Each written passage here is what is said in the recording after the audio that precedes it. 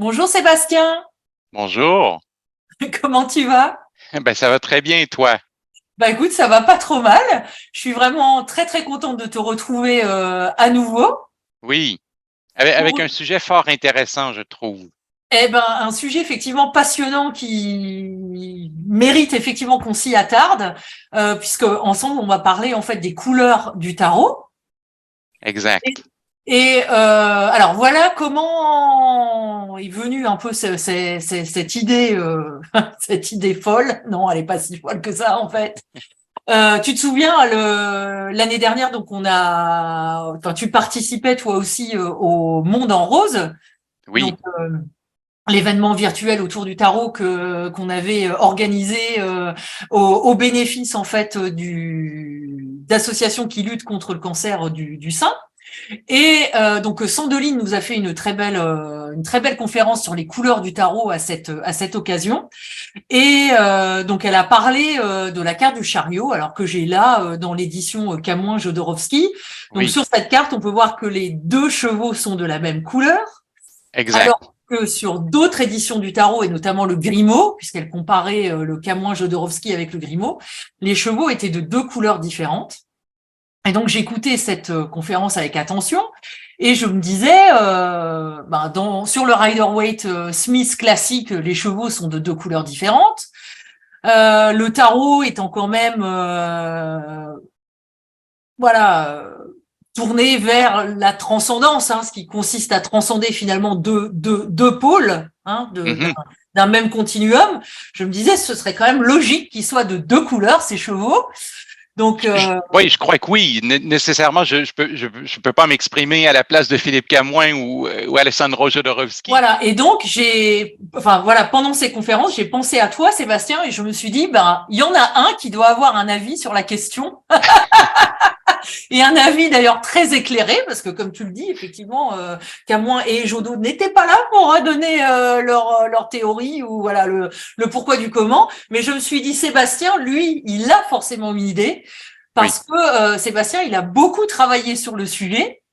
Et Sébastien, il a même édité en fait, ces 22 majeurs dans son tarot retrouvé, hein, puisque c'est le nom que tu as donné à ton jeu. oui. Euh, du coup, j'avais envie de parler de ça avec toi. Alors, est-ce que tu veux nous répondre tout de suite maintenant sur les chevaux du chariot? Parce que quand même, la question est brûlante. Oui, oui, tout à fait. En fait, je vais faire la réponse sur les chevaux du chariot et je pense aussi qu'en quelque part, pour comprendre la réponse sur les chevaux du chariot, je dois parler au moins brièvement du processus pour le tarot retrouvé. Qu'est-ce qui m'amène dans le Mhm. tarot retrouvé? Parce que mon but n'était pas simplement de faire un énième tarot. Honnêtement, je trouve qu'il en existe beaucoup. Il y a déjà plus de 2 à 3 000 tarots qui sont hésités, qui sont édités.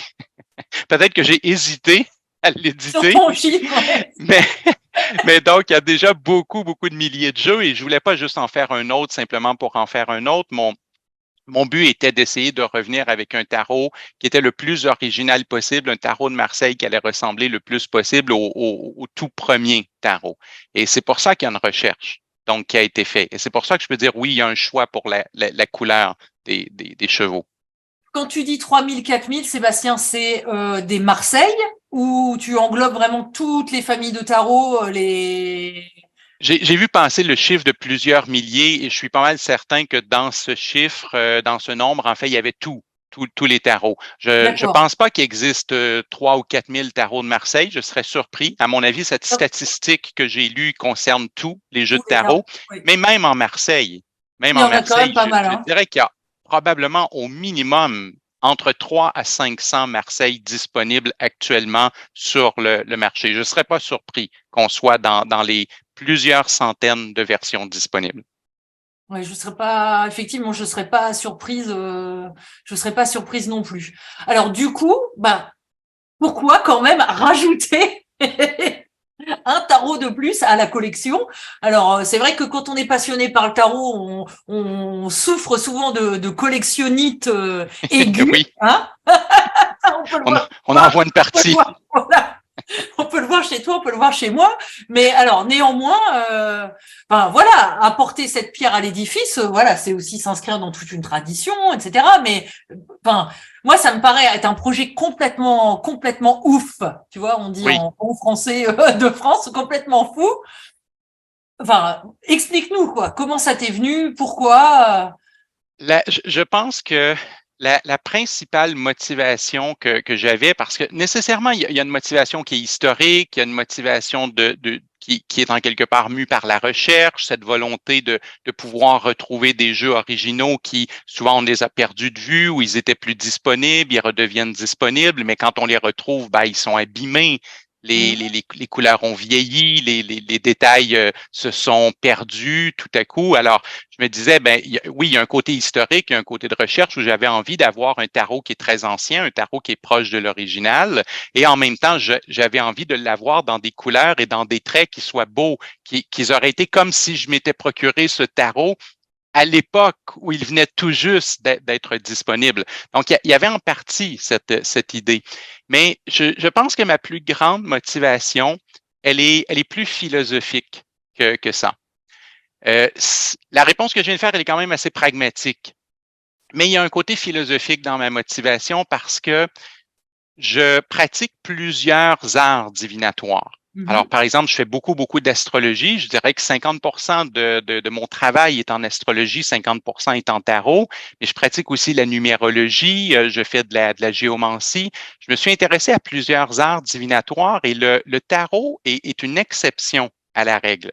Au sens où quand on regarde l'astrologie, on a une histoire de près de 3000 ans en astrologie. Quand on regarde le symbole de Mars ou le symbole du bélier, il n'a pas changé en 3000 ans. Il est encore le même. Et les définitions du bélier et de Mars, elles sont les mêmes qu'on les lise en ancienne Mésopotamie, où aujourd'hui, on a encore les mêmes définitions. Si vous prenez les lignes de la main, la ligne de cœur, elle a toujours existé, c'est toujours la même, elle symbolise toujours la même chose. La ligne de tête également. Quand on est en numérologie, depuis Pythagore, le 1 symbolise la même chose.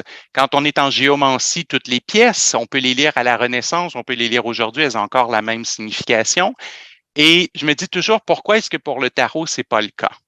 Pourquoi est-ce que pour le tarot, on accepte que il y a 10 auteurs qui ont 10 définitions différentes et à qui est-ce que je peux me fier? Pourquoi est-ce que le bélier symbolise toujours la même chose, mais pourquoi est-ce que la roue de fortune pourrait changer de signification avec le temps? Donc ça m'habite depuis presque le début de mon étude du tarot. Et ça fait longtemps parce que j'ai commencé à faire du tarot, j'avais 13 ans. Donc ça fait essentiellement 30 ans là, que je m'intéresse au tarot. Mais très, très tôt, j'étais habité, même à l'adolescence, j'étais habité par cette idée de dire comment ça se fait que dans les auteurs divinatoires, j'ai cette constance et que je ne l'ai pas dans le tarot. Alors, il y a aussi une forme de motivation de dire que si je peux, un peu comme dans les recherches en astrologie, si je pouvais retrouver les documents originaux, comme par exemple en astrologie, on va trouver une tablette de glaise ou de marbre sur laquelle on a gravé des choses et on fait, ah oui, c'est intéressant, ils voyaient Mars de telle façon il y a 2500 ans.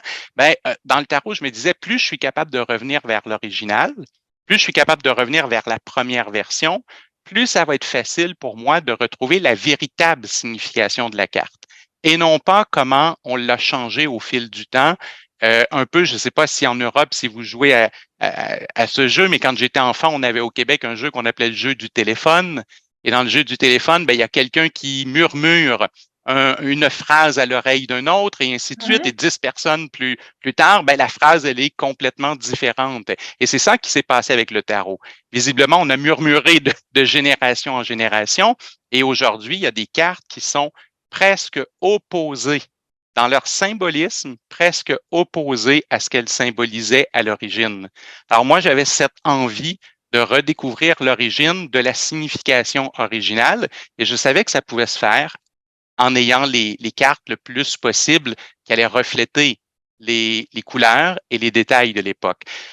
Donc, c'est ça qui m'a habité depuis 30 ans et c'est ça qui a culminé avec le tarot retrouvé. Alors, c'est pas comme si je m'étais levé un matin il y a 2 ans pour dire je vais faire le tarot retrouvé. C'est plutôt quelque chose qui est en gestation depuis quelques décennies et qui s'est cristallisé parce que j'ai fait la rencontre d'une graphiste qui m'a proposé de le remettre en image, toutes ces recherches que j'avais faites et que j'avais dans des boîtes et dans des archives. Et D'accord. quand elle me l'a Ok. proposé, ben, ça a été le déclencheur et je me suis dit, OK, on y va, on fait ce tarot retrouvé. D'accord. Donc en fait, tu n'as pas mis ton chapeau d'Indiana Jones, tu n'es pas parti en Mésopotamie ou Non, en Égypte ou je sais pas où pour excaver des tablettes. Enfin, il y a 2 ans ou avant, oui. mais donc c'est En en fait, fait j'ai les accumulé le recherches que matériel tu as depuis faites. longtemps. Pardon? J'ai accumulé ce matériel depuis longtemps, donc j'ai pu le prendre chez moi. Et Dieu merci, non, il y a des historiens, il y a des gens qui font des recherches dans les tarots historiques et tout. Donc, j'ai pu me baser, disons, sur certains jeux, par exemple, les jeux les plus anciens, sur les livres d'histoire, sur la façon dont les choses ont évolué. Je me suis déplacé à quelques moments, c'est-à-dire que j'ai fait des visites de musées, par exemple, à New Oui. York, à Paris, au cours de certains voyages. Mais je pense que 95% du matériel est disponible par les sources d'information, par les livres, par le web, par des visites virtuelles, par exemple, de certains documents. Eh ben, non, mais c'est fou, c'est fou. Alors, ces 2 chevaux du Oui, chariot. les, les deux chevaux dont il faut parler, ben pourquoi est-ce que j'ai des images géantes aujourd'hui? Je vais les montrer, c'est souvent plus agréable d'avoir un bon visuel. Mais donc, le chariot, effectivement, sur ce tarot retrouvé, ben, ils ont deux couleurs différentes. Ce cheval rouge, qui est donc situé à la droite de l'image et le cheval bleu à la gauche, je tiens tout de suite à préciser une chose qui va se répéter tout au long de notre entrevue. Lorsque l'on regarde une image, il ne faut pas oublier que c'est une image, c'est pas un personnage vivant. Donc, une image, elle est faite pour être regardée. Et la raison pour laquelle je dis ça, c'est que lorsqu'on parle de la gauche et la droite dans une carte, que ce soit dans une peinture ou dans une photographie ou au cinéma, dans n'importe quelle illustration, quand on parle de la gauche et la droite, on se réfère à l'observateur. C'est-à-dire que quand moi, je suis face à l'image et que je la regarde, eh bien, je remarque qu'à droite, il y a un cheval rouge et à gauche, il y a un cheval bleu. Parce que je ne suis pas le personnage du chariot, je ne suis pas cette image. Donc, c'est moi qui la regarde. C'est pour ça qu'on distingue les choses comme ça.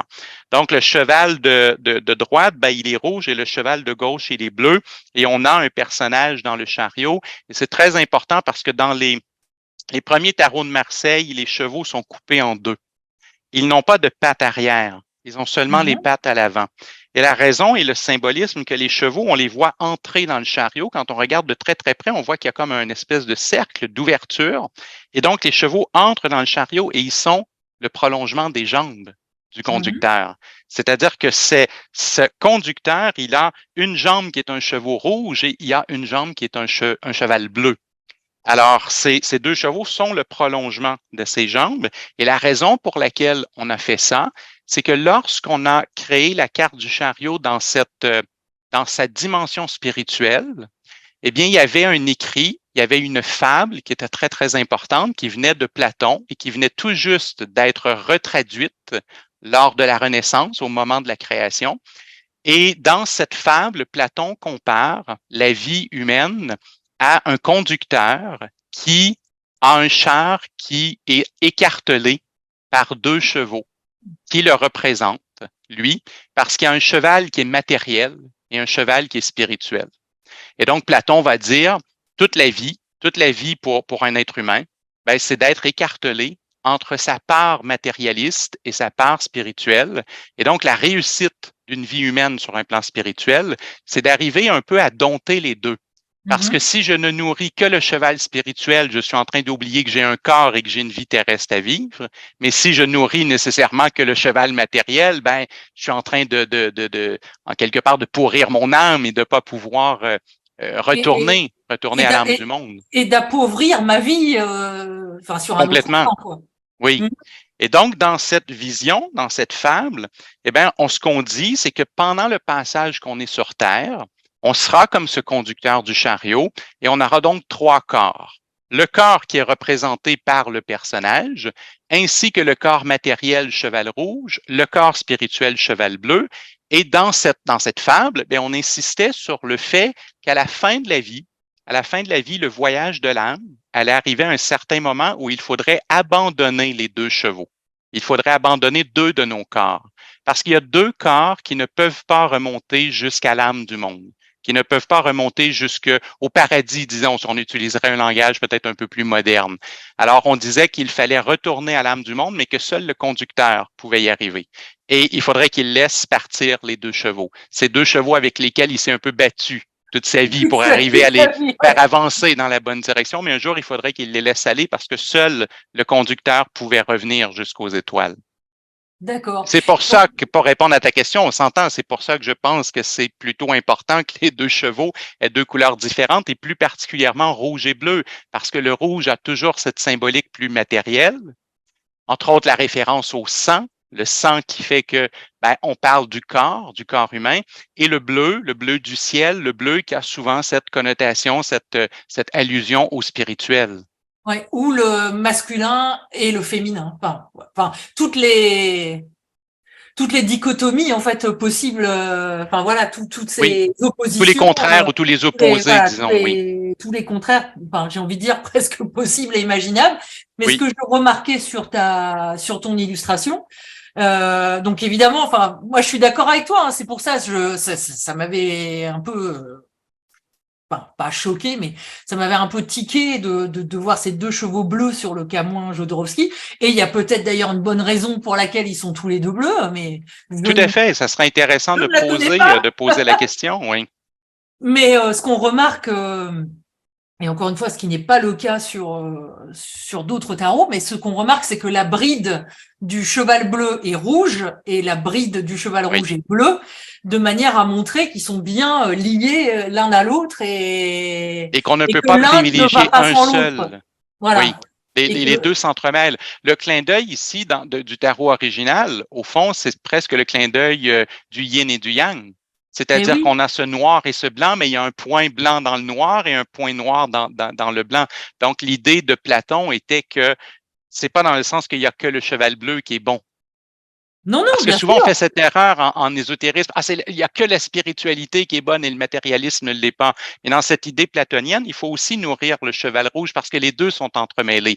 Pendant le passage sur Terre, éventuellement, quand on reviendra à l'âme du monde, là, oui, il n'y aura que du spirituel. Mais pendant qu'on est sur Terre, il faut nourrir les deux. Les deux s'entremêlent l'un et l'autre. La problématique est donc lorsqu'on en nourrit seulement un au détriment de l'autre. C'est là où il arrive cette problématique. Oui, bien sûr, bien sûr. Et donc, du coup, ça me fait penser à Tempérance, qui est un peu la carte de la voie du milieu, quoi. C'est un peu la troisième voie, Tempérance. Oui. Alors, je sais pas si tu l'avais préparé ou si tu l'as sous la main. Oui, oui, tout à fait.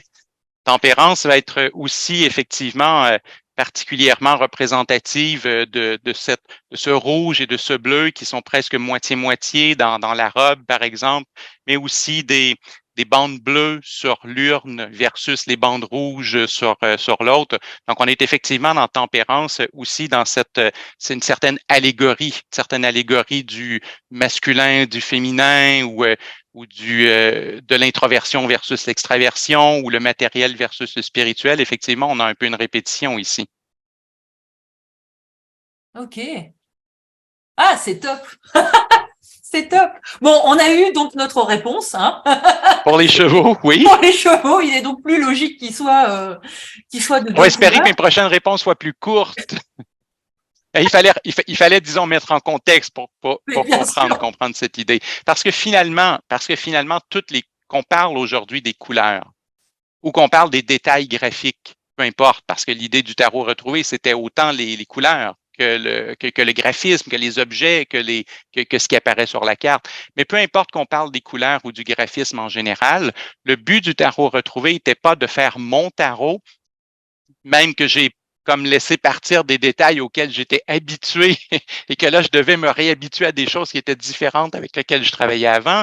Mais le but, c'était vraiment de revenir le plus possible au graphisme original. C'était ça mon intérêt. Et dans le graphisme original, ben, en fait, la base culturelle dans laquelle le tarot a été créé, c'est celle qu'on a appelée le néoplatonisme. Le néoplatonisme, c'est à la Renaissance où est-ce que tout d'un coup, il y a cette résurgence d'intérêt à propos de la magie, de la Kabbale, des écrits de Platon, des écrits philosophiques de l'ancienne Égypte, du Corpus Hermeticum, etc.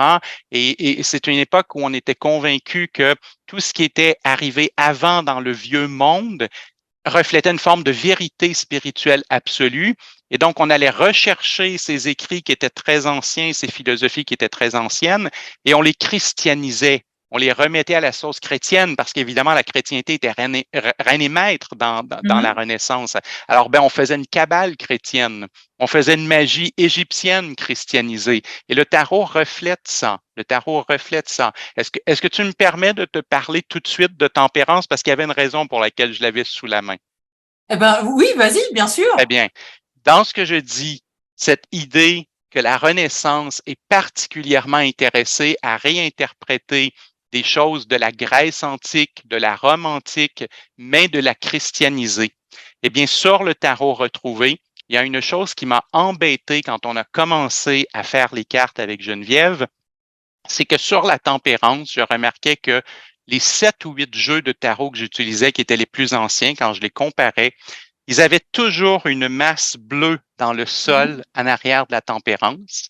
Et il y avait toujours la même masse bleue dans la carte suivante, qui est celle du diable, comme si derrière l'enclume, il y avait une zone bleue. Mm-hmm. Et je vous avoue que je comprenais pas. Je comprenais pas parce que ça apparaissait pas dans la plupart des tarots que j'avais consultés auparavant, mais dans les anciens, c'était presque systématique. Alors, pourquoi est-ce qu'il y a une tranche bleue derrière le diable et pourquoi est-ce qu'il y a une tranche bleue derrière cette tempérance? Et tout d'un coup, quand j'ai commencé à regarder dans les écrits néoplatoniques de l'époque de la Renaissance, bien, je me rends compte qu'ils ont récupéré une partie de la mythologie grecque qu'ils ont christianisée. C'est-à-dire que dans la mythologie grecque, on parlait bien qu'il y avait un fleuve que l'on devait traverser au moment de la mort pour aller vers le royaume des morts. Et Le donc, ce Styx. fleuve, on le traversait.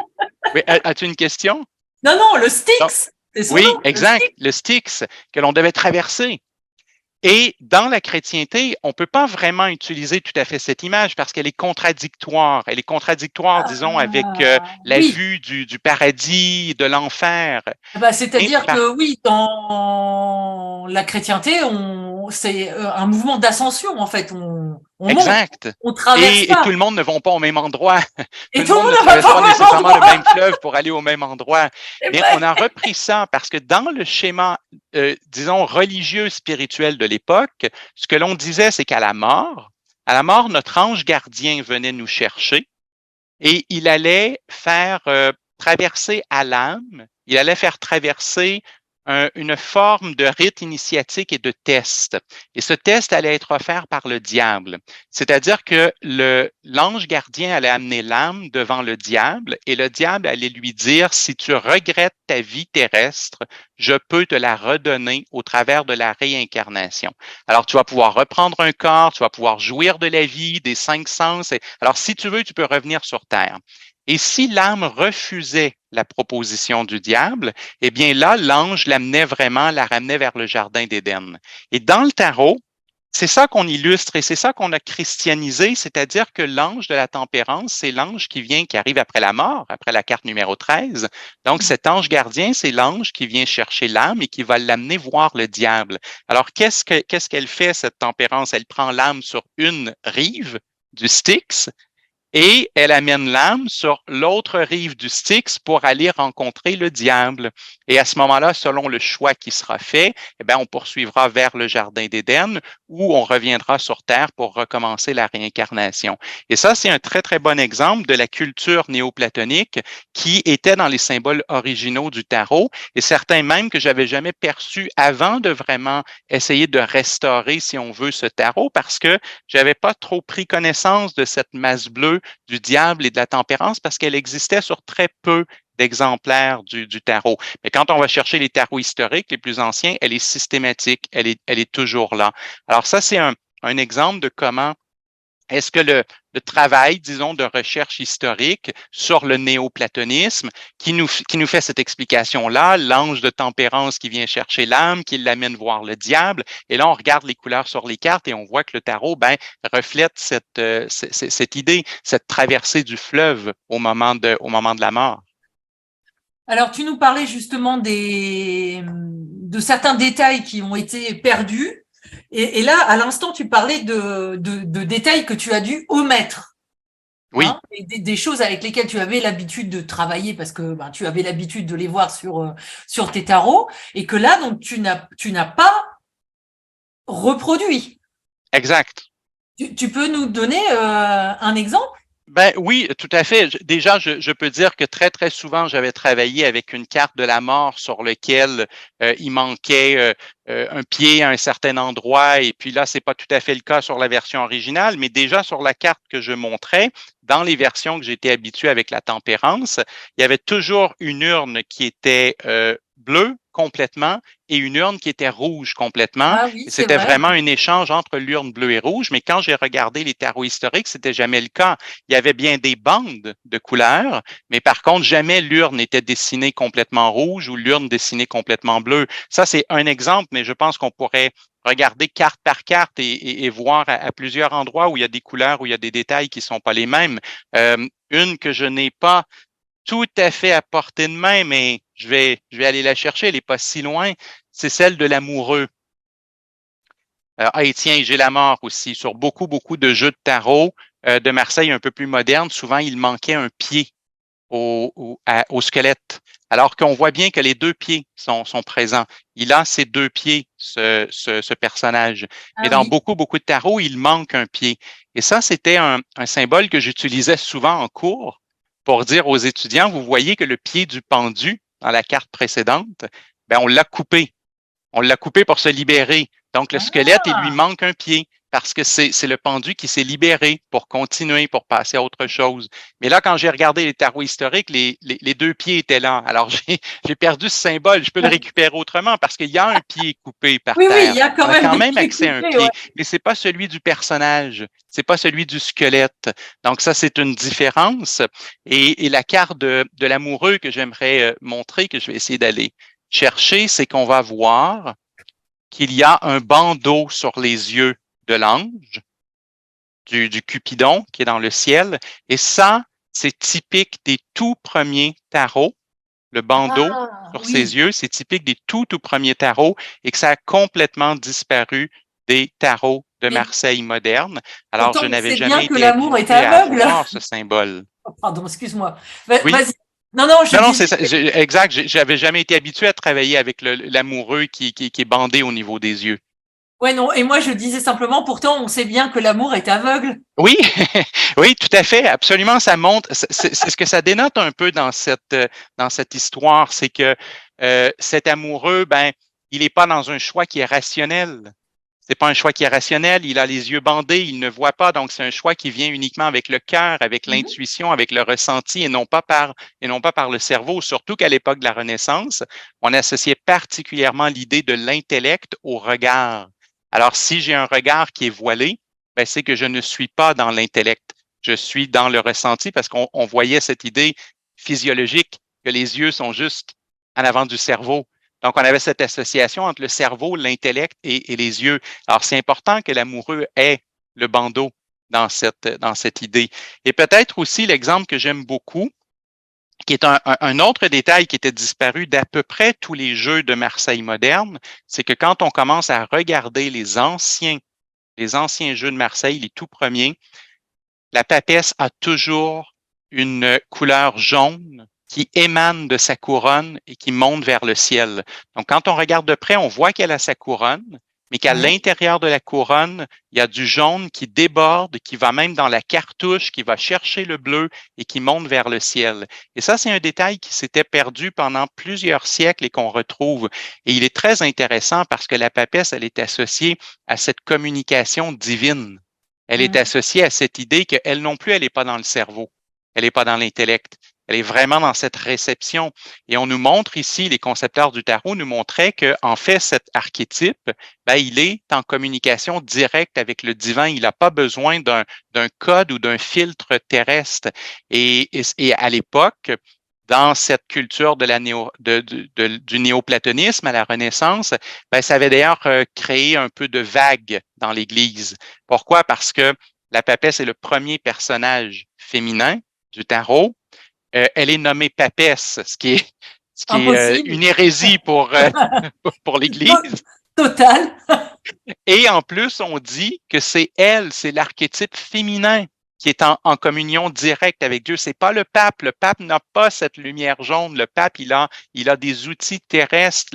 La papesse, elle est la seule qui peut poser le livre. Elle n'a pas à le lire. Elle reçoit directement les choses. Et ça avait créé quelques vagues. Ça avait causé des problèmes. Mais quand on lit sur la Renaissance, il y avait beaucoup le retour du culte de Marie. Et Ah, on dessinait souvent la Vierge Marie et puis comme elle est en étant en bleu en plus. communication directe avec le divin. Et peut-être un autre élément au niveau des couleurs, ben, c'est que lorsqu'on dessinait Marie dans la Renaissance italienne, on la dessinait toujours exactement avec les couleurs de la papesse, c'est-à-dire un manteau bleu Bleu, et ouais. un vêtement intérieur rouge, parce qu'on voulait symboliser la venue de l'enfant Jésus. Le bleu est associé à l'invisible, le rouge au matériel. Donc, si j'ai un manteau bleu qui recouvre du rouge, ben on ne voit rien, mais il se prépare quelque chose. Il se prépare la venue de l'enfant Jésus. Et les créateurs du tarot ont bien récupéré sur les anciens tarots. On voit que toujours le manteau extérieur est bleu et le manteau intérieur est rouge pour montrer que la papesse, elle prépare quelque chose, même si c'est invisible. Et ça, c'est quelque chose qui avait été perdu ou souvent, disons, inversé dans les tarots modernes. Dans les Marseilles modernes, c'est souvent plutôt le rouge qui est à l'extérieur et le bleu qui est à C'est l'intérieur. c'est ce que j'allais te dire, mais parce que c'est comme ça sur le Camouin Jodorowsky. Oui, Mais ce à quoi ça me fait penser aussi, du coup, ton explication sur le retour en force, on va dire, du culte de Marie, etc. Ben ça me fait penser à la Kabbale, en fait. Ça me fait penser à Sherina dans la Kabbale, qui est oui, ben, le principe, pour le coup, féminin et quand même connecté complètement au divin, quoi. voilà. Il Il y est a très, très peut-être clair que aussi de ce ça qu'on a appelé là-dedans. la Kabbale chrétienne a beaucoup influencé le tarot. On a même de plus en plus de sources historiques qui semblent montrer qu'elle est arrivée dans le tarot particulièrement par un personnage qui s'appelait le Pic de la Mirandole. Donc, le Pic de la Mirandole, c'est quelqu'un qui a été en amitié avec Marcel Ficin, qui est le père de la Renaissance italienne, le père du néoplatonisme, de tout ce mouvement, et qui avait décidé qu'il allait créer justement un jeu de cartes pour aider ses étudiants à comprendre le néoplatonisme. Donc, on comprend que le tarot a été façonné beaucoup dans cette idée. Et le Pic de la Mirandole, eh bien, il était spécialisé dans la Kabbale qu'il avait refait à la sauce chrétienne pour être certain d'offenser personne, de ne pas finir sur un bûcher, même si ça finit grosso modo par lui arriver.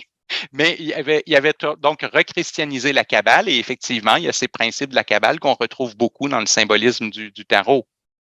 Et alors, s'il te plaît, tu veux bien reprendre ta papesse, puisque Oui, c'est la tienne. oui, Là, c'est la tienne. Et alors, je vais montrer. Alors, je suis désolée, moi, j'ai un cas moins Jodorowsky. Bon, les personnes qui me connaissent, et toi aussi, tu le sais. Bon, le tarot de Marseille n'est pas un tarot que j'utilise, voilà, oui. dans mon Tu le quotidien. possèdes pas en 20 000 exemplaires. Et je ne le possède pas en 20 000 exemplaires, tu vois. Je dois en avoir deux. Je dois avoir un vieux convert quelque part. Mais bref, c'est voilà, le Camouin Jodorowsky reste quand même une référence, tout comme le Oui, Grimaud. tout à fait. Je le possède Voilà. d'ailleurs. Et donc, on peut quand même s'apercevoir qu'effectivement, au niveau de la coiffe, il n'y a pas ce rayon que toi tu as retrouvé, et que, comme tu le disais, hein, au niveau du vêtement, les couleurs sont inversées, exactement ce que tu nous as dit. Hein, Oui. que, et il y a un autre détail qui, chez Camouin Jodorowsky, ça je le sais quand même. Tu vois, j'en sais pas beaucoup sur le Marseille, mais ça je le sais, a quand même une importance importante et que tu as zappé toi. Et je crois que tu me parles de l'œuf. Ben bien sûr, je te parle de là. Et là, je t'avoue, Aline, que je suis un peu mal à l'aise de répondre. Ah, Mais je mince. vais le faire. Je vais essayer de le faire poliment, mais je vais le faire. Il n'y a jamais eu d'œuf sur aucun tarot historique retrouvé dans toute l'histoire du tarot, sauf un bloc de bois retrouvé par Philippe Camoin, où il y a carrément un morceau de bois qui est parti et qui a été interprété comme étant un œuf dans cette carte. Je ne peux pas aller dans cette direction-là si je fais un travail de restauration d'un tarot. Comprenez-moi bien, je ne juge pas le fait que Philippe Camoin et que Jodorowsky aient mis un œuf. J'aime beaucoup le jeu, je le possède. J'ai le livre La Voix du tarot de Jodorowsky. Je trouve que c'est un auteur hyper intéressant. Je réfère souvent mes étudiants à lire Jodorowsky parce que je trouve que c'est intéressant. Mais Jodorowsky, en entrevue, a déjà dit une chose qui m'avait bien fait rire et qui reflète un peu cette idée. Il avait dit, un ami est venu me voir pour me demander des explications sur le tarot et je lui ai donné. Et la semaine d'après, il est revenu avec une sous-question et je lui ai donné une explication différente. Et comprenez que le tarot que j'ai fait avec Philippe Camoin, ben, c'est cette idée, l'explication peut changer en une semaine. Alors, c'est très artistique. C'est très Jodorowsky, cette idée. Il n'est pas nécessairement intéressé dans le reflet historique véritable d'un jeu de 1500 quelques ou quoi que ce soit. Il est un artiste qui a créé des cartes de tarot et dans lequel il a passé aussi son symbolisme et sa compréhension du tarot. Et dans le symbolisme, l'œuf fait du sens. L'œuf fait beaucoup de sens pour la papesse. C'est vrai que l'œuf fait beaucoup de sens symbolique avec la papesse. Donc, moi, j'aime bien qu'il y ait un œuf sur le tarot de Camoin et Jodorowsky. C'est parfait parce que c'est pas un tarot qui a nécessairement la prétention d'être une recréation d'un jeu historique. Ceci dit, la problématique pour moi, elle vient de dire, OK, l'œuf est là, je le trouve très bien, je trouve ça très intéressant, c'est une belle symbolique.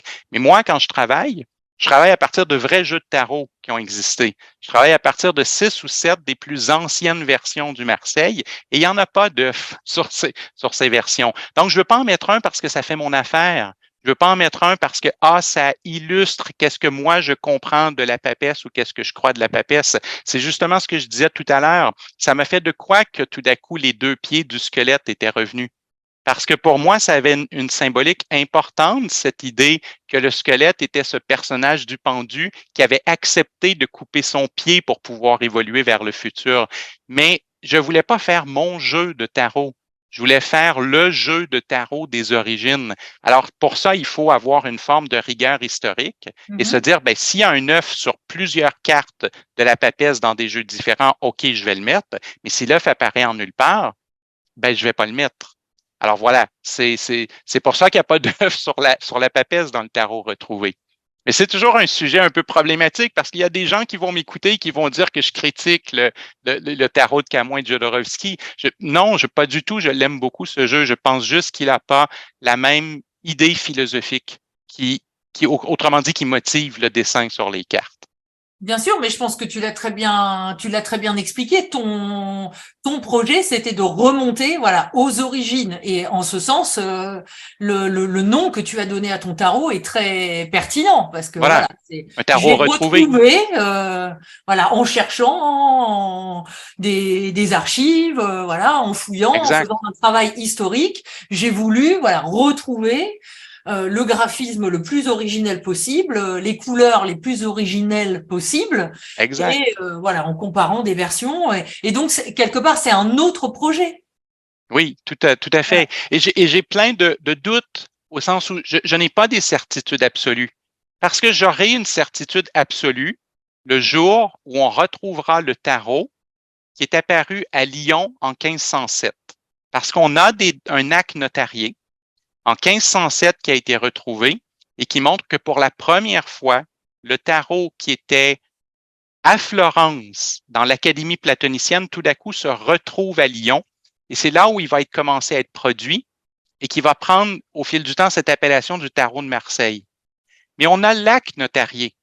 On a la preuve de 1507 pour le tarot, mais on n'a pas le tarot. Alors, moi, ce que j'ai fait, c'est de me dire, ben, si je vais chercher, non pas celui de 1507 parce que je ne l'ai pas, mais si je vais chercher, par exemple, celui de Relichon, qui est autour de 1570, et les autres qu'on a de 1650 à 1700, ben, ce sont les plus vieux. Les plus Si je les proches, ouais. compare et que je vois qu'il y a un détail qui se répète dans toutes les éditions, il y a de très bonnes chances que ce détail était sur le tarot de 1507. Mais je ne peux pas l'affirmer avec une certitude absolue. J'ai fait le mieux qu'on peut avec les traces historiques et les jeux qui nous restent aujourd'hui. Mon rêve, j'ai presque envie de dire, Aline, que mon rêve, c'est qu'un jour, quelqu'un me donne tort parce qu'il va m'annoncer qu'il a retrouvé le jeu. Et ce jour-là, je serais très content de prendre le tarot retrouvé et de le corriger s'il y avait lieu, parce que ça serait pour moi, un passionné de l'histoire du tarot, enfin avoir une certitude absolue sur quelles étaient les cartes dans leur état. Mais pour l'instant, je suis confiant que celui que j'ai fait est le plus près possible dans l'état actuel de l'histoire et des preuves que l'on a, c'est le plus près possible de ce qu'était le tarot original. Et d'ailleurs, il y a un tarot qui a été retrouvé très récemment. Il y a un tarot je crois que c'est 1639, j'espère que je ne fais pas erreur, c'est 1637 ou 1639, c'est arrivé il y a à peine quelques semaines. Un tarot de Philippe Vachy, si je me souviens bien. Et voilà, on l'a retrouvé, c'est une grosse surprise, on ne savait pas qu'il existait et tout d'un coup, il existe. Et j'ai eu la chance, on m'a montré en primeur les images de ce tarot retrouvé. Et j'étais très content parce que j'ai comparé avec toutes les cartes du tarot retrouvé et c'était pareil, c'était identique. Alors là, j'étais heureux, mais comme je dis, chaque découverte historique serait susceptible d'apporter un correctif au tarot retrouvé. Je suis ouvert à l'idée, je suis même enthousiaste à l'idée que peut-être un jour on le corrigera. Mais actuellement, j'ai vraiment cette certitude qu'il est le plus près possible des premiers tarots qui ont existé en France. Et donc, j'imagine qu'il n'y avait pas d'œuf sur cette version. Non, peut-être que pour les curieux, je peux montrer rapidement, mais je les ai avec moi, certains des jeux historiques là, que j'ai utilisés, les plus vieux qu'on a. Hop, le focus n'est pas idéal, mais bon, on a un tarot de Marseille de François Chausson, 1736, et puis on s'en va après ça en reculant là, de plus en plus. Il y a le Madonnier, 1709. En passant, les jeux que je montre, ce sont des jeux historiques que les gens peuvent se procurer s'ils le veulent. C'est pas moi là qui vends ça, c'est une maison française qui s'appelle Tarot Héritage. Et donc, ils vendent des facsimilés de tarot historiques. Donc, ça a été très utile pour la création du tarot retrouvé. Alors, on a un païen de 1713. Et là, après ça, on est Héry aussi de 1718. Et après, on s'en va vers les 1600 parce que là, on a un Dodal qui est en quelque part entre 1650 et 1700. Et puis, on a un Viville qui est en 1650.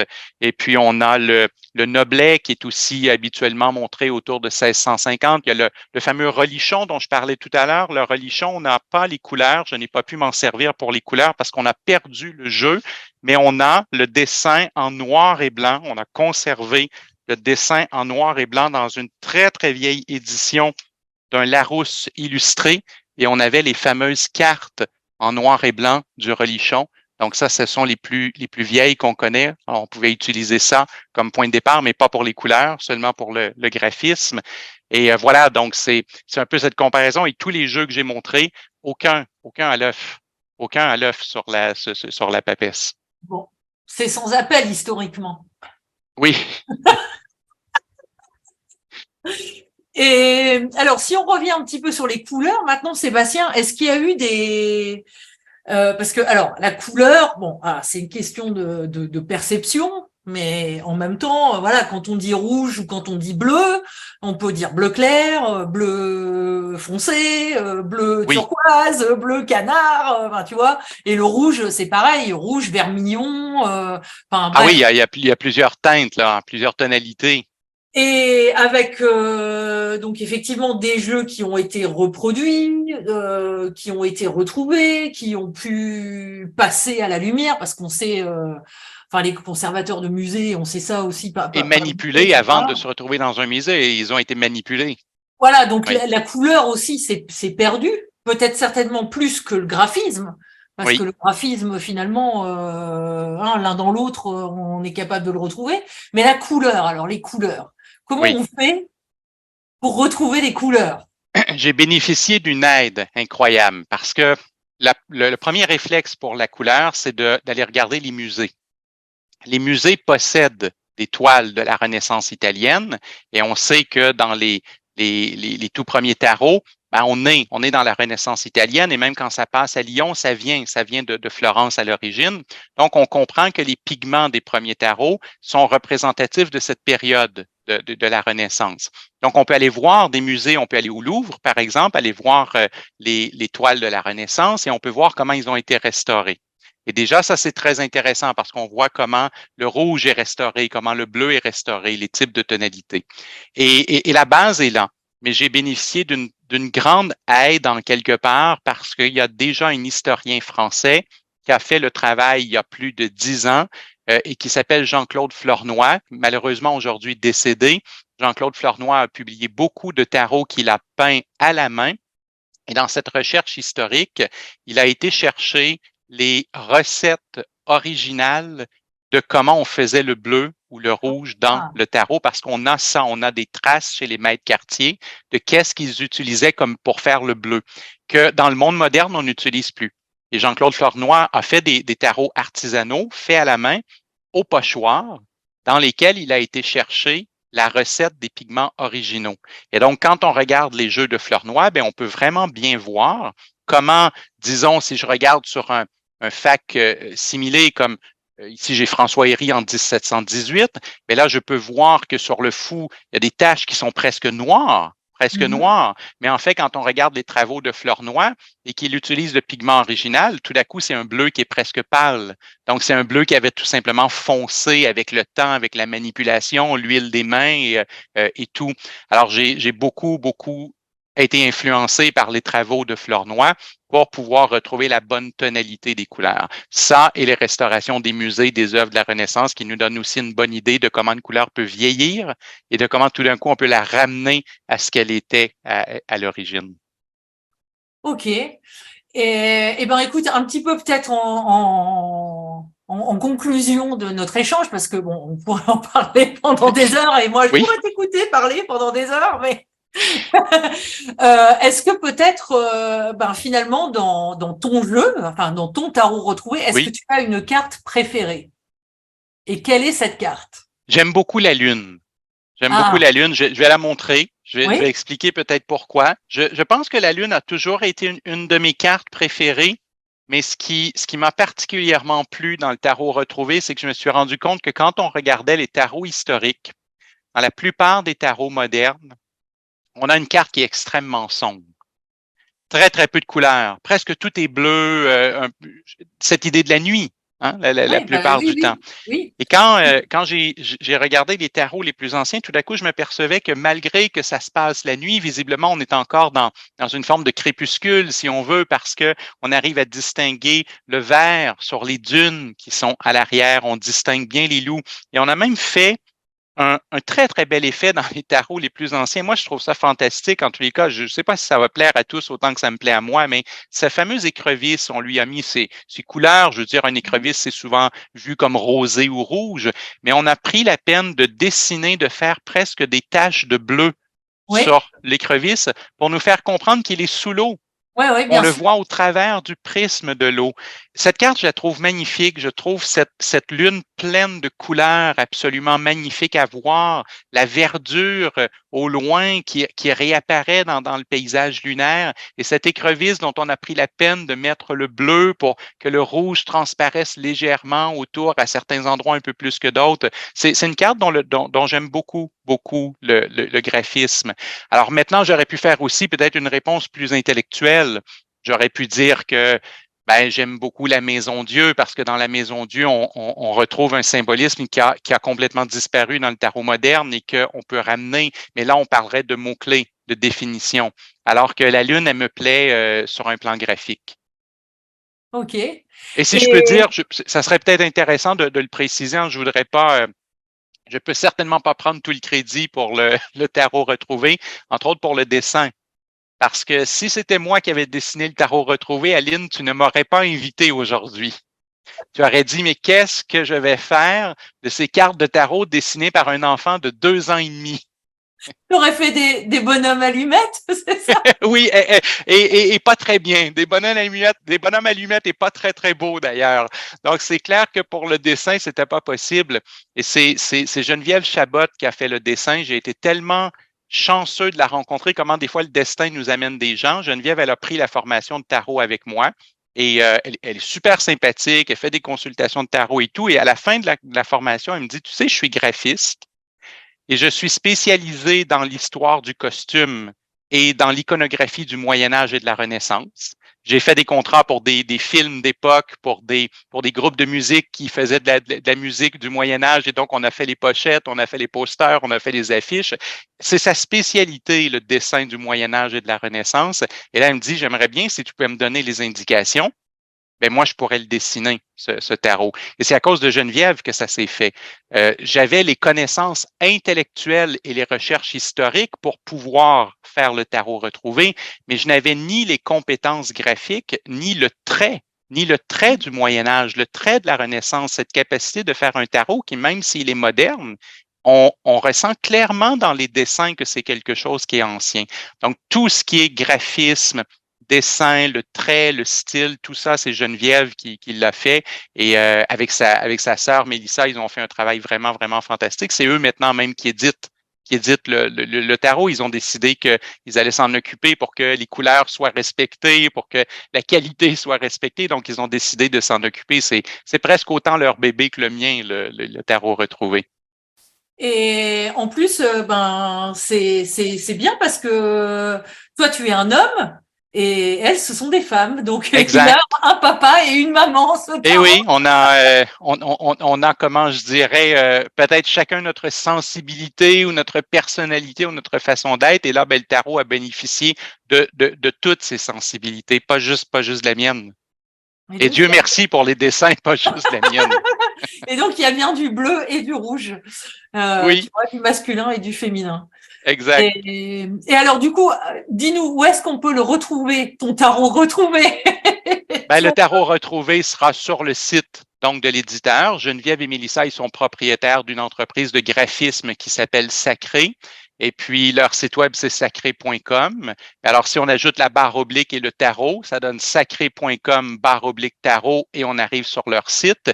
Et on peut aussi passer par mon site, sébastien-michel.com. Et sur mon site, ben, il y a des liens pour mes livres, mais il y a aussi des liens pour le fameux tarot retrouvé. Très bien. Et alors, si cette conversation, encore une fois, qu'on aurait pu continuer longtemps, Oui, parce que non, mais quand même, avant de conclure, je voudrais te demander sur ta oui, carte de la Lune, le visage de la Lune, il est de face, oui. alors qu'on a l'habitude de le voir de profil. C'est une variation relativement moderne, le visage qui est tourné de profil, parce que quand on regarde tous les anciens jeux, les plus vieux jeux de tarot, la Lune et le Soleil sont toujours les deux vus de face.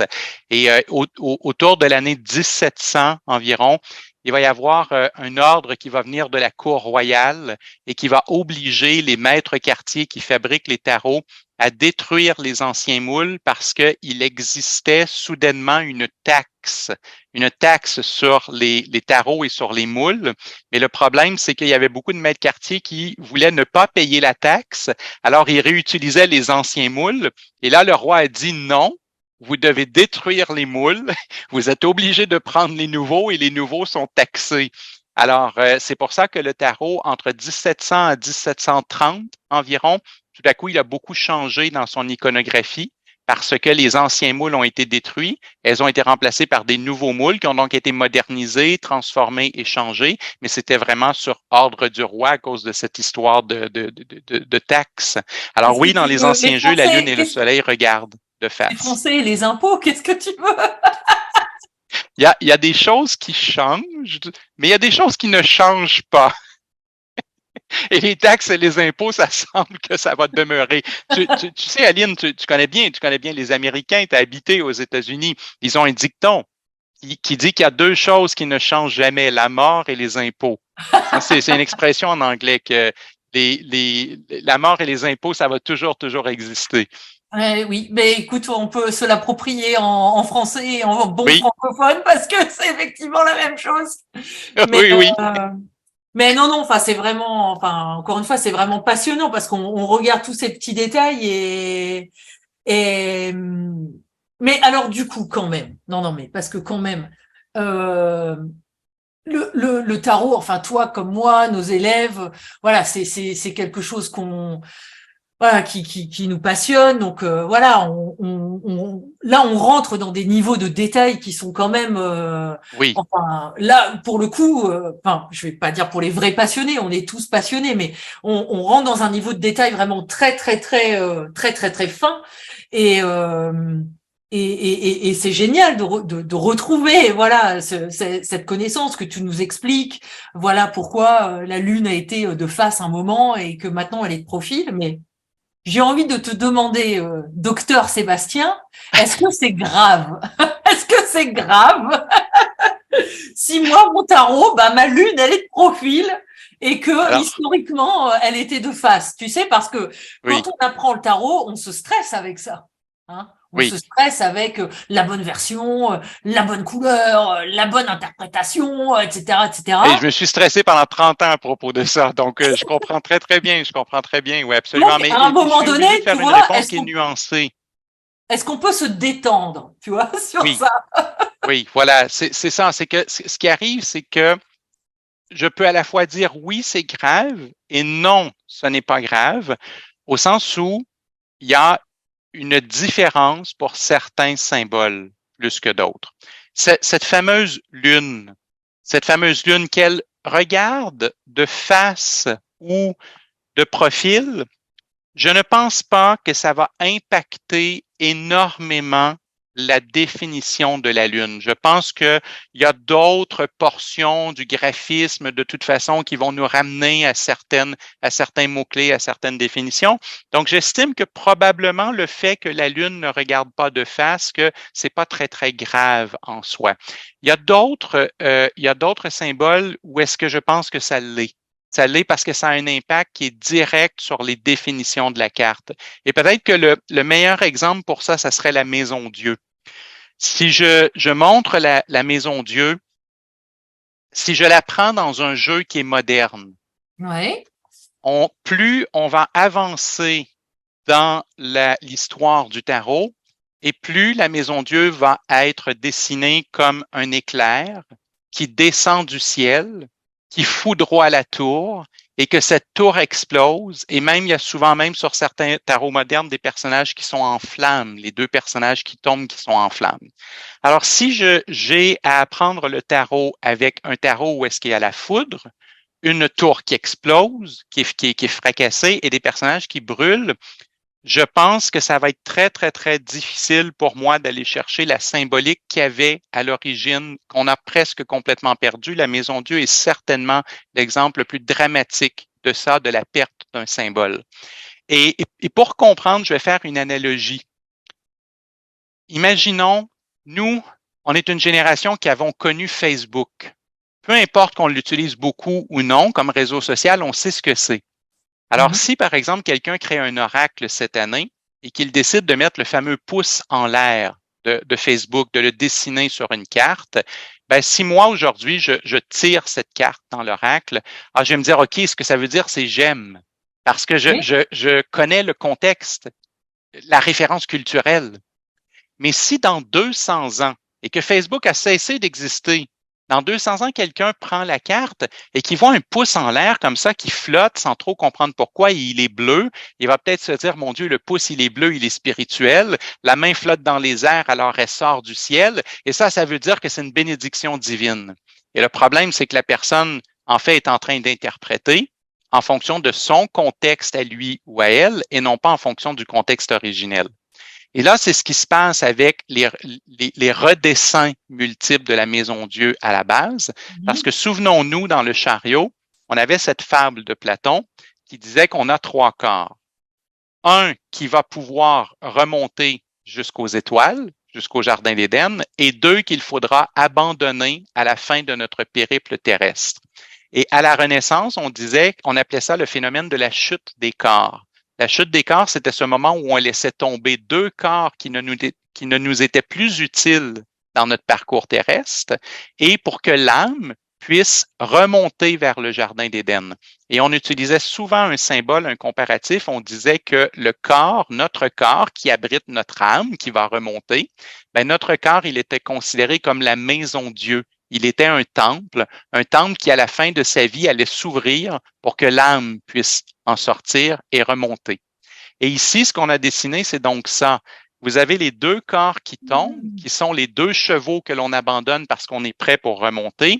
La flamme, dans les premiers tarots, elle n'est pas rouge, elle est bleue parce que c'est l'âme, c'est le spirituel, et elle monte. Elle a été dessinée comme étant ascendante et non pas descendante.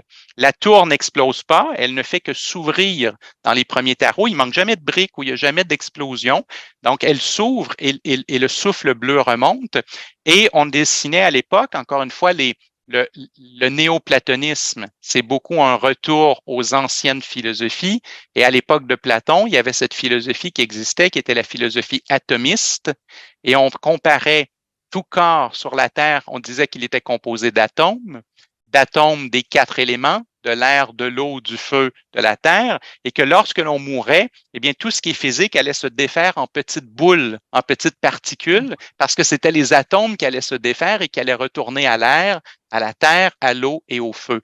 Donc, ce qu'on a dessiné ici, pour quelqu'un qui est un néoplatonicien à la Renaissance, ce qu'il va dire, c'est une des plus belles cartes du tarot, parce que ça veut dire que j'ai fait toute mon évolution terrestre, je suis prêt à laisser tomber les deux chevaux, mes deux corps qui ne me suivront pas jusqu'au paradis.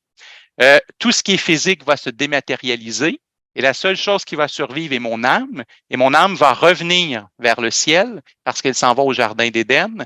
Et éventuellement, dans la dernière carte, elle va rejoindre l'âme du monde, qui était le but des alchimistes et des néoplatonistes. Alors ici, on a une carte qui est une carte extrêmement positive, qui montre qu'en fait, on laisse quelque chose derrière pour atteindre un niveau supérieur, pour atteindre quelque chose qui est une grande victoire, qui est une grande récompense. Mais sans ce type de définition, de sens originel de la carte, si j'ai devant moi une maison Dieu avec des corps qui brûlent et qui explosent et un éclair qui frappe du ciel pour venir vers la terre, c'est plus difficile, je trouve, de voir le côté positif parce que ce que je vais voir, c'est une vision moderne qui est le jugement de Dieu. Cette tour de Babel qui est détruite. C'est cette idée qu'il y a un éclair qui est envoyé puis qui détruit et qui fait brûler les choses. Et quand on lit les livres en tarot, très rare où on va trouver des définitions positives de la maison Dieu. On est toujours dans un côté de drame, de catastrophe, de destruction, d'ego, de fierté démesurée qui est démolie ou qui nous amène des problématiques. Mais la Maison Dieu, à l'origine, elle représentait pas du tout cette idée d'un ego démesuré qui est puni. Au contraire, elle disait qu'on était la personne la plus spirituelle sur la planète parce qu'on était tellement spirituel qu'on était prêt pour laisser notre corps et aller avec notre âme. Donc là, j'ai donné un exemple dramatique. Mais il y a certains détails dans le tarot qui influencent lourdement les mots-clés et les définitions. Et il y a certains détails dans le tarot qui sont plus esthétiques, qui sont plus question de quelque chose qui est beau. Alors, est-ce que tous les détails comptent? Non, mais je pense que certains ont une importance, par exemple, qui est forte. Oui. Ok. Bon. Bah écoute, c'est vrai que sur la tour, enfin la maison Dieu, on pourrait effectivement parce que quand tu expliques ça, évidemment, bah, j'ai le dessin du Rider-Waite en tête, hein, qui est exactement ça, hein, c'est-à-dire cet éclair qui arrive, qui frappe la tour, le feu. Oui, est-ce que c'est dans le qui... Rider qu'il y a la tour foudroyée, que le nom en Oui, français c'est la tour foudroyée? Oui, c'est ça, j'étais pas certain, mais oui. c'est ça. Oui, oui, oui. Mais en même temps, tu vois, tel que tu l'as expliqué, mais c'est hyper intéressant la manière dont tu as expliqué que pour un néoplatonicien, voilà, l'illustration était très claire. Elle était claire, elle était belle, elle était magnifique. C'était une récompense finalement.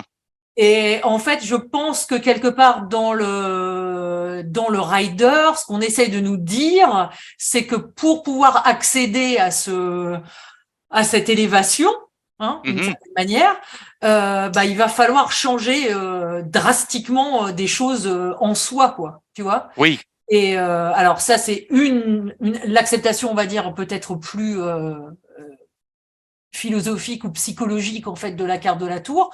Et après, dans son acceptation plus divinatoire, c'est vrai que dans le système Rider-Waite-Smith,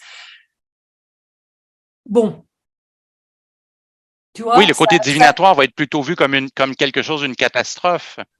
disons que un événement qui va faire appel à ta résilience. Voilà. Mhm. Et c'est là que le lien, encore une fois, au chemin d'individuation et à monter quelque part vers la meilleure version de soi, hein, dans le chemin des arcades majeures, dans le voyage du fou, ben voilà. Oui, il va y avoir un coup dur, mais c'est pour faire appel à ta résilience, hein. Oui. Et Alors que donc, quand je vais l'interpréter, il n'y aura pas le coup dur, il n'y aura pas l'idée de faire appel à la résilience. Par exemple, dans un tirage que je montre toujours à mes premiers groupes en niveau 1, ben, j'ai cette femme qui accouche et qui demande comment va se passer son accouchement, et c'est la Maison Dieu. Et donc, je vais dire, ben, c'est hyper festif, l'accouchement se passe parfaitement bien, tout est idéal. Ça pouvait pas être plus idéal que ça. Et elle est tellement heureuse d'avoir son bébé et tout le monde fête. Donc, il n'y a aucune notion de coup dur ou d'avoir à faire de une difficulté, résilience ou ouais. quoi que ce soit. C'est festif, c'est une victoire, c'est joyeux, c'est même facile et agréable parce que ça se passe vite et bien avec ça. Et c'est là Ouais, où est-ce que souvent, quand j'ai des gens qui ont appris le tarot avec les mots-clés très durs de la Maison Dieu, ben souvent, le premier réflexe de l'étudiant, c'est ils voient la Maison Dieu, ils disent, ah, l'accouchement va être difficile. Pas nécessairement que, ultimement, ça pourrait être positif. Ils vont pas remettre en doute le fait que ça pourrait être positif, mais ils sont convaincus que l'accouchement va être difficile. Alors que pour cette personne, pour cette femme qui a accouché, en fait, l'accouchement était très facile et très rapide. Elle m'avait fait la blague en disant que les infirmières à l'hôpital, ils avaient dit, mon Dieu, vous avez accouché comme une chatte, comme rapide et tellement simple qu'on n'avait même pas besoin d'aider. C'est là où est-ce que souvent je remarque cette idée que, oh, il y a la Maison Dieu, donc l'accouchement, il va y avoir quelque chose de problématique. Il va falloir travailler fort pour obtenir après ça le bébé ou la maternité, ou je ne sais pas exactement comment dire, mais obtenir les événements par la suite. Mais quand je vais faire la définition de la Maison Dieu, je vais vraiment y accoler que des concepts positifs. après, bon, après, ça dépend des autres cartes, etc., qui sont tombées aussi dans le tirage. Ce que j'aurais, moi, éventuellement, tu vois, la manière dont je l'aurais interprété dans ce contexte-là, c'est de dire, bon, bah, cette maternité, ça va véritablement vous chambouler, Mm-hmm. enfin, mettre votre vie sans dessus-dessous, et bah, c'est un Oui, bouleversement quand même énorme, quoi, hein, d'avoir un enfant, bien sûr. Et donc, voilà, qu'est-ce qui pourrait aujourd'hui vous préparer, tu vois, le mieux possible? Est-ce que vous avez exact. des peurs par rapport à l'accueil de l'enfant, etc., etc. Mais oui, effectivement, ça veut pas dire nécessairement un accouchement, tu vois, terrible ou mon Dieu, la pauvre dame. Mais non, on va pas lui dire ça. Oui, mais le fait que tu dises que tu veux la préparer, c'est que ça vient du rider. Ça vient d'une vision d'une Ah mais tour oui, qui oui, est oui, oui, bien rock'n'roll, sûr. et donc c'est normal et c'est correct parce que quand on travaille avec un tarot, ben, on travaille avec les symboles du tarot. Qui Le vont tarot, c'est avec, bien quelque chose sûr. qui est visuel. Quand je travaille avec certains autres tarots que le Marseille dans ma collection, je vais pas nécessairement toujours dire exactement la même chose. Disons, je pense à la carte de l'ermite. Il y a un tarot que j'aime beaucoup, qui est le tarot américain, qui est le tarot mythologique de Liz Green. Et, euh, et son ermite, il est assez glauque. Elle l'a représenté sous les traits de Saturne, le père Chronos, et il Mhm. a sa faux. Et donc, il y a un côté un petit peu plus de mortalité, C'est pas celui de qui la fin de dévore la ses vie. enfants. Pardon? C'est pas celui qui dévore ses enfants. Oui, exactement, exactement. Donc, il y a cette idée, il dévore les enfants. Donc, dans son tarot mythologique, ben, quand j'utilise ce tarot, c'est certain que si je tire l'ermite, moi qui ai l'habitude d'utiliser pour l'ermite les cartes d'une profonde spiritualité, d'une recherche de l'âme, de tout ça, mais quand je suis avec le Certains tarot de cas. Liz Green, ben, ça change. Donc, quand je dis ça ici, c'est pas dans le sens où est-ce que ma lecture est la bonne, et la lecture d'une autre personne ne serait pas bonne. C'est plus que dans la question, tu me demandais, est-ce que le graphisme peut impacter la lecture d'une carte? Est-ce que c'est grave, par exemple, que la Lune soit de face ou non? Ben, au fond, ce que je me dis, c'est le graphisme, oui, peut impacter la lecture. Ah, bien La sûr, preuve, c'est oui, que oui, quand je oui. lis l'ermite de Liz Green, je le vois plus glauque et plus sérieux et plus difficile que l'ermite dans le Marseille. Donc, on est nécessairement influencé par le dessin. Après qu'on décide que nous, on est à l'aise avec celui de Liz Green, ou que celui qu'on aime, c'est le rider, ou que celui qu'on aime, c'est un autre, parce qu'il y a Il en existe des milliers. C'est correct, mais effectivement, il y a une influence du graphisme sur nos lectures. Alors, dans le tarot retrouvé, ben, il y a cette idée que pendant 30 ans, ce que je me disais, c'est est-ce que je pourrais lire le Marseille? Déjà, c'est un choix. Donc, je vais lire le Marseille. Mais si je lis le Marseille, est-ce que je pourrais voir devant mes yeux les premiers symboles, les symboles originaux, de façon à ce que je ne sois pas influencé par des symboles plus modernes, et que je puisse vraiment être uniquement influencé visuellement par les premiers symboles du tarot. Et encore une fois, il n'y a aucune notion que ça serait la bonne façon de faire du tarot versus la mauvaise façon de faire du tarot. Mais je me disais que si je choisissais déjà le Marseille plutôt que des tarots modernes, ben, ça serait logique, il me semble, d'aller chercher les premiers Marseille plutôt que les Oui, derniers bien pour sûr. avoir ce visuel-là. C'est vraiment dans ce sens-là où je l'expliquais, que oui, Oui, le bien visuel peut sûr. nous influencer. Mais et le visuel nous influence puisque c'est un langage visuel. Donc de toute façon, Exact. on peut pas faire l'impasse là-dessus. Ah là là, ouais, non, vraiment, on pourrait y passer des heures, Sébastien. Oui, oui, oui, absolument. Je pense qu'on peut mettre quelques heures sur chacune des cartes en tarot. Y a pas de doute. J'ai déjà fait une formation, mon Dieu, il y a une dizaine d'années déjà. C'est fou comme le temps passe, mais j'avais des étudiants qui avaient fait tous les niveaux avec moi. Et puis, ils voulaient rester. Et puis, à l'époque, mon horaire était moins complet qu'aujourd'hui. Alors, je leur avais dit, écoutez, parfait, vous avez fait les 3 niveaux de tarot. On va faire un niveau 4. Et le niveau 4, ce qu'on va faire, c'est qu'on va se parler des cartes. Je vais vous présenter les cartes une à une. Et je ne sais pas combien de temps on va rester ensemble, mais je vais vous parler à peu près de tout ce que je connais sur les cartes et on verra combien de temps ça prend. Moi, dans ma tête, je me dis, on va faire deux ou 3 cartes par semaine. Tu sais, on prend un cours de 2 heures, donc on va faire 2 ou 3 cartes par semaine. Et finalement, on a fait 22 cours de 2 heures, c'est-à-dire qu'on a parlé de une carte pendant 2 heures, 22 fois.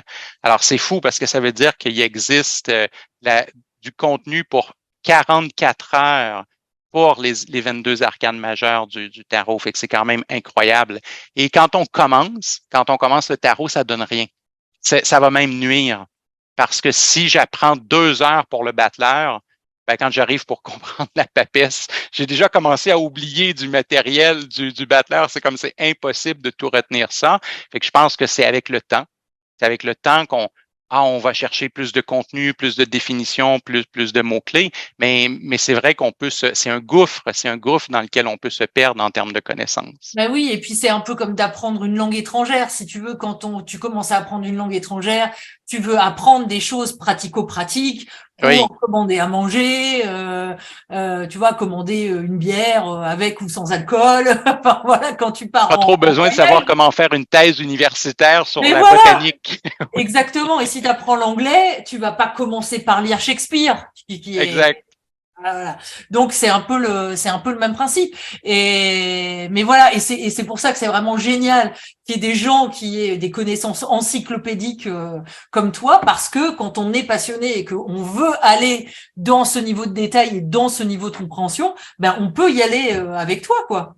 Oui, on peut le Et, faire avec moi et avec d'autres. Je veux dire, il y a bien des gens là, qui ont un très, très haut niveau de connaissances sur le tarot, mais effectivement, je m'y intéresse depuis 30 ans et il y ah, a le tien quelque est part pas mal 30 ans quand de même, Sébastien, bagage. hein. Le tien de niveau est pas mal quand même. Ben, je vais le prendre comme un compliment. Je vais le prendre comme un compliment, mais je serais pas prompt à dire que mon niveau de connaissance est meilleur que les autres. Mais merci. Je suis content de savoir que tu penses que mon niveau de connaissance est élevé. Moi, ce que j'essaie de faire, c'est d'œuvrer dans ma passion et je le fais par plaisir. Donc, peut-être que je me rends pas compte aussi jusqu'à quel point le niveau de connaissance est élevé ou non, au sens où c'est pas un effort. C'est pas comme quand j'étais à l'école et qu'il fallait que j'apprenne quelque chose par cœur pour l'école. Je fais ça parce que j'aime ça. Je fais ça le week-end, je fais ça le soir, le matin. C'est 7 jours sur 7. Ça m'arrive de partir en voyage et de partir avec un livre de tarot. Donc, voilà, c'est ma vie, ça occupe ma vie depuis tellement longtemps. Quand on commence le tarot à 13 ans, aujourd'hui j'en ai 44, ça veut dire que les 2 tiers de ma vie sont ça. Et quand on se dit qu'en quelque part dans l'enfance, on oublie beaucoup les premières années, c'est presque comme si le tarot m'avait toujours accompagné. J'ai presque pas de souvenir d'une période de ma vie où est-ce qu'il n'y avait pas un tarot près de moi. Et alors justement, si on veut t'écouter parler encore longtemps du Plus tarot longtemps. retrouvé, où est-ce qu'on peut faire ça? Le mieux, je pense que c'est de référer les gens sur ma chaîne YouTube, youtube.com/ Sébastien Michel, en un seul mot, donc très, très facile à trouver. Et même à la limite, si quelqu'un écrit Sébastien Michel YouTube sur Google, le On va te résultat va retrouver. sortir, il n'y a pas de doute, parce que sur ma chaîne YouTube, il y a plus de 300 vidéos qui existent pour aider les gens à apprendre le tarot, l'astrologie, la numérologie, la géomancie. Et dans le tarot, il y a plus particulièrement une playlist, une liste de lecture qui s'appelle Les origines néoplatoniques du tarot. C'est une liste de lecture que je garnis progressivement de nouvelles vidéos depuis la sortie du tarot retrouvé. Et donc là, les gens vont trouver plusieurs heures sur l'origine historique, les recherches que j'ai faites, ils vont voir des cartes de tous les jeux historiques que j'ai montrés tout à l'heure, ils vont pouvoir voir des cartes de ça, la comparaison. Et il y a des vidéos aussi sur toutes les cartes pour l'instant du battleur jusqu'au chariot. Je ne sais pas à quel moment les gens vont écouter l'entrevue qu'on fait. Il y aura peut-être d'autres cartes qui se seront ajoutées. Mais je suis rendu au chariot, donc comme ça, 1 à 2 fois par mois, je publie une nouvelle carte où est-ce que j'explique un peu le processus de cette origine néoplatonique. Bon, super. Bah écoute, Sébastien, voilà, c'est toujours un plaisir de discuter avec toi. Moi, je trouve que le travail que tu as fait, il est fantastique. Il est nécessaire aussi, hein, parce que c'est des choses à préserver, quoi. Hein, c'est s'inscrire comme ça dans une tradition. Euh, et puis la retrouver pour Oui, reprendre le mot, la faire vivre, la transmettre. Ben voilà quoi, c'est aussi notre métier de formateur, hein, de transmettre. Mais ben voilà, je trouve que tout ce travail de recherche, tout ce travail historique en amont, enfin c'est vraiment on peut, enfin, les passionnés du tarot doivent te féliciter en fait d'avoir fait ça et doivent te remercier d'avoir fait ça. Et moi aussi, je te remercie d'avoir passé du temps avec nous pour toujours pour nous partager ta passion. oui, avec grand plaisir. C'est ce que j'ai envie de dire en quelque part. Presque tout le plaisir est pour moi dans cette situation, mais je suis content qu'il y a des gens comme toi qui l'apprécient. Ça fait toujours plaisir de voir qu'il y a des gens qui apprécient ce qu'on fait. C'est un bonheur pour moi de me lever le matin et de me dire aujourd'hui, je m'en vais au travail et que je vais rendre des gens heureux, qu'il y a des gens qui vont apprécier le temps qu'ils vont passer avec moi. Mais voilà, je suis très content de l'entendre, mais je le fais par plaisir et le tarot retrouvé, c'est un objet qui vient du plaisir et de la passion. Fait que je suis très content de le partager comme ça. Puis j'apprécie aussi qu'il y a des gens comme toi qui m'invitent pour en parler. Ça me permet justement, des fois, de rejoindre un public qui me connaissait peut-être pas au départ. Bon, et ben écoute, si je peux faire un petit jeu de mots pour la fin, là, Sébastien, on se retrouvera Oui, l'entrevue retrouvée. à l'entrevue retrouvée pour un autre sujet hein, qui manquera pas de nous venir à l'esprit. Ah oui, ça sera avec un grand plaisir que je viendrai. À bientôt, Sébastien. Au revoir tout le monde.